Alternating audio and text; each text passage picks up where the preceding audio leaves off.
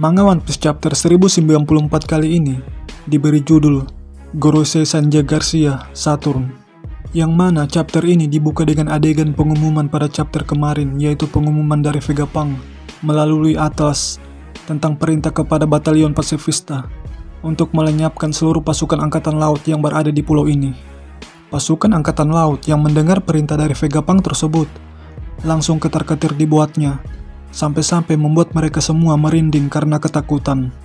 Pasifista yang mendengar perintah baru dari Vegapunk tersebut langsung menyerang pasukan angkatan laut yang berada di sekitar mereka, hingga membuat seluruh pasukan angkatan laut kocar-kacir tak karuan. Mengetahui pasifista tak lagi bersahabat dengan mereka, mereka memerintahkan pasukan yang lain untuk segera menjauh dari senjata pemusnah massal tersebut, agar minimalisir jatuhnya korban dari pihak mereka. Apalagi mereka hanya sekelas kroco yang tidak bisa melakukan perlawanan yang berarti dalam menghentikan pasifista yang lagi berada di luar kontrol mereka. Dan setelah mengambil alih pasifista dari pihak angkatan laut, Vegapunk dan yang lainnya turun ke pusat kota melalui jalan awan yang berada di atasnya untuk mencari keberadaan Bonnie yang hilang entah kemana. Sanji yang dikenal memiliki naluri yang kuat terhadap wanita langsung menemukan titik lokasi keberadaan Bonnie dengan melalui radar kelelakiannya.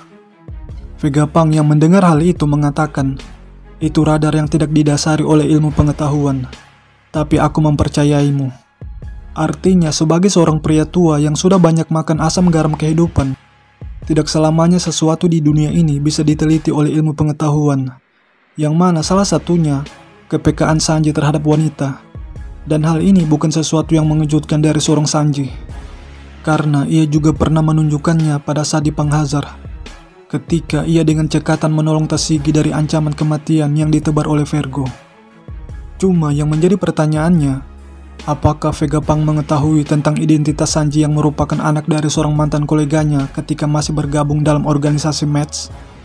Jika kita berkaca pada kasus Queen, ia mengetahui Sanji sebagai anak Judge melalui bounty yang berada di tangannya, yang jelas-jelas tercantum nama Vinsmoke yang merupakan nama keluarga dari kerajaan Germa. Sedangkan Vegapunk sendiri, sudah beberapa chapter ini ia berinteraksi dengan Sanji, tapi dari gelagatnya, ia tampaknya belum mengetahui tentang identitas Sanji yang sebenarnya. Apalagi pada keluaran bounty terbaru dari bajak laut Mugiwara, nama Vinsmoke dihilangkan dari bounty Sanji. Entah apa alasan angkatan laut menghilangkan nama tersebut. Begitupun juga dengan Sanji. Meskipun ia mengetahui Vegapunk pernah bekerja sama dengan ayahnya di masa lampau, ia sama sekali tidak pernah menyinggung tentang hal tersebut. Karena seperti yang kita tahu, ia sangat membenci ayahnya. Tapi cepat atau lambat, suatu saat nanti, Vegapunk bakal mengetahui bahwa Sanji adalah anak dari Vinsmoke Judge. Sanji yang merasa Bonnie dalam bahaya, memilih untuk meninggalkan kendaraan Vega Tank beserta isinya. Lalu dengan kecepatan kilat, ia menuruni awan dengan sangat cepat. Dan di saat Sanji dalam perjalanan menuju titik lokasi keberadaan Bonnie, persembunyian Bonnie akhirnya diketahui oleh Wakil Admiral Angkatan Laut yang tidak diketahui namanya. Namun Bonnie dengan sigap mengelak serangan dari Wakil Admiral tersebut, sambil menyerang para kroco Angkatan Laut dengan teknik serangan yang membuat seseorang yang diserang merasa hampir mati atau diambang kematian, alias terkena genjutsu dari kemampuan buah iblis milik Bonnie. Tampaknya kekuatan Bonnie dapat diaplikasikan ke benda tertentu, yang dalam hal ini pistol. Melihat pasukan angkatan laut yang mengejarnya semuanya tumbang, Bonnie berusaha melarikan diri dari tempat kejadian. Namun pelariannya tersebut kembali dihadang oleh seorang wanita tua yang berstatus sebagai wakil admiral angkatan laut, yang dimana dengan kekuatan buah iblisnya, ia mampu mengendalikan satu pasifista yang ia tunggangi dengan mengikuti kehendaknya. Dan tanpa basa-basi, ia langsung menyerang Bonnie dengan laser pasifista. Namun Sanji yang sebelumnya bergegas menolong Bonnie, datang di waktu yang tepat dalam menyelamatkan sang anak Kuma tersebut, sehingga nyawanya terselamatkan dari ancaman kematian. Tapi tak berselang lama, ancaman kematian kembali datang untuk mengambil nyawa Bonnie. Dan hasilnya tetap sama, di mana Sanji kembali menggagalkan ancaman kematian dari diri Bonnie dengan menghindari serangan Wakil Admiral sang pembawa senjata kipas tersebut. Vegapunk yang sebelumnya tadi berada di belakang Sanji, sekarang sudah berada di depannya, yang mana ia menawarkan tumpangan kepada dua sejoli yang lagi lari-larian untuk meninggalkan pusat kota menuju Labo Pass yang berada di atas kota Pulau Egghead. Sementara itu di tempat lain, tepatnya di Labo Pass, Kizaru masih bertarung dengan Luffy. Dan di saat itu juga Kizaru mengatakan, "Sayang sekali aku punya tugas yang harus aku kerjakan, dan aku tidak bisa menyelesaikannya jika kita terus bermain-main di sini." Mendengar hal itu, Luffy dengan senyum lebarnya mengatakan, "Memang itu tujuannya, dan itulah tugasku." Dengan kata lain, untuk saat ini, Luffy menjalankan tugasnya dengan baik.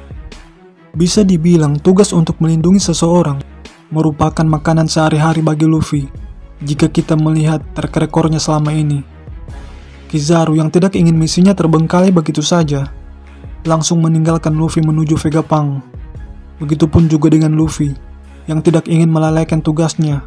Oleh sebab itu ia pun mengejar Kizaru dengan penuh semangat.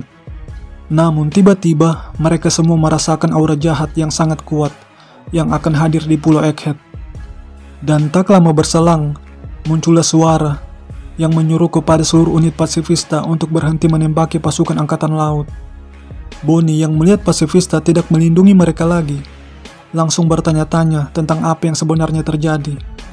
Atlas yang juga melihat keanehan tersebut menyimpulkan bahwa satu-satunya orang yang memiliki otoritas tertinggi dari Vegapunk adalah Gorosei, dan hal ini adalah sesuatu yang buruk, karena pelarian mereka yang tadinya lancar jaya akan menjadi tersendat, alias menjadi objek sasaran tembakan dari seluruh pasifista. Apa yang dilakukan oleh Gorosei Saturn ini merupakan antisipasinya dalam melindungi angkatan laut dari kebinasaan, sebab jika ia tidak mengambil alih kendali pasifista, maka tujuan mereka datang ke Pulau Egghead akan sulit tercapai. Dan tentunya pihak angkatan laut, dalam hal ini pemerintah dunia, akan mengalami kerugian besar. Dan nama besar mereka yang mereka bangun selama ini akan tercoreng di mata masyarakat jika mereka kalah melawan kelompok Yonko. Dan hal ini tentunya tidak diinginkan oleh Gorosei Saturn. Maka dari itu, untuk memenangkan pertempuran ini, Gorosei Saturn mula-mula mengambil kendali pasifista. Dan tanpa dinyana dan diduga, muncullah lingkaran setan yang terkutuk. Maksud saya, lingkaran sihir yang menjadi pusat perhatian bagi orang yang berada di sekitarnya. Dan muncullah sosok Gorosei Saturn dalam wujud hybridnya dengan kepala banteng dan berkakikan laba-laba. Mirip dengan yokai atau makhluk siluman dalam cerita Jepang yang bernama Ushi Oni, yang dikenal hewan yang suka tinggal dekat dengan perairan, yang menjadikan manusia sebagai makanannya, dan sifatnya sangat biadab dan brutal dalam mengganggu manusia. Dan dikonfirmasi pula, buah iblisnya juga sudah dalam tahap awakening. Munculnya sosok Gorosei Saturn dengan perubahan buah iblisnya ini, maka kemungkinan besar pula Gorosei yang lain memiliki perubahan kekuatan buah iblis seperti hewan mistis dari mitologi Jepang yang lain. Tapi ini hanya sebagai praduga saja. Lalu muncul sebuah pertanyaan, apakah lingkaran sihir yang muncul di Pulau Egghead tersebut adalah kemampuan dari Gorosei Saturn? Atau ada seseorang dari pihak angkatan laut yang memiliki kemampuan tersebut? Karena jika ini memang kemampuan buah iblis dari Gorosei Saturn, maka buah iblis Mythical Zoan-nya terbilang paling unik jika dibandingkan dengan kekuatan buah iblis Mythical Zoan yang lainnya.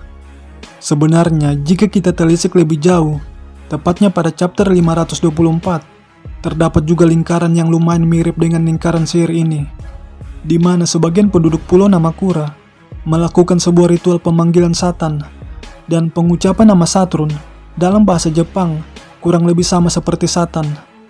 Saya rasa ini bukan sesuatu yang kebetulan, karena Oda sendiri pernah memunculkan lingkaran yang hampir mirip, yaitu ketika pertama kali memperkenalkan Gorosei, chapter 233, yang dimana lingkaran tersebut terdapat pada dinding kastil. Jadi saya rasa lingkaran sihir itu mempunyai hubungan erat dengan para Gorosei.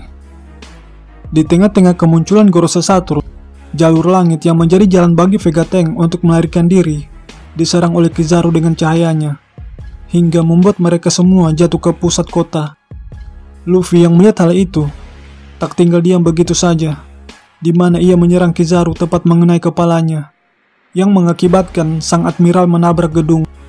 Adapun Luffy, pasca menyerang Kizaru, ia kehabisan tenaganya dalam bentuk Gear 5. Pertanyaannya, apakah Kizaru akan kalah dengan hanya sekali pukulan? Menurut saya tidak, Mana mungkin seorang admiral kalah hanya dengan sekali pukulan. Jadi menurutku, Kizaru akan bangkit lagi untuk membunuh Vegapunk. Setelah jatuh di hadapan Gorosei Saturn, Bonnie teringat percakapan antara Vegapunk dan Gorosei, yang mana memerintahkan sang ilmuwan terjenius di dunia untuk menghapus semua ingatan dari Kuma, yang efeknya ia kehilangan kesadaran alias mati. Bonnie yang teringat dengan kejadian tersebut tanpa cara menojutsu, langsung merangsek maju untuk menikam sang dalang hilangnya ingatan Kuma yang merupakan ayahnya, hingga membuat Gorosei Saturn bersimbah darah. Saya rasa Luffy akan menjadi lawan Gorosei Saturn karena ia adalah lawan yang terkuat. Sedangkan Sanji mungkin akan menggantikan peran Luffy dalam menghentikan Kizaru. Sementara Franky sendiri akan membawa Vegapunk dan Atlas ke Labopes untuk berkumpul kembali dengan yang lainnya dalam mempersiapkan pelarian mereka ke Pulau Elbaf. Jika ini terjadi, maka akan terjadi pertarungan antara dewa versus setan dan kecepatan versus kecepatan. Menarik untuk ditunggu. Demikianlah review One Piece chapter terbaru pada kesempatan kali ini. Lebih dan kurangnya mohon dimaafkan. Bagi teman-teman yang menyukai video ini, jangan lupa like, share, dan subscribe. Dan terima kasih banyak atas dukungannya.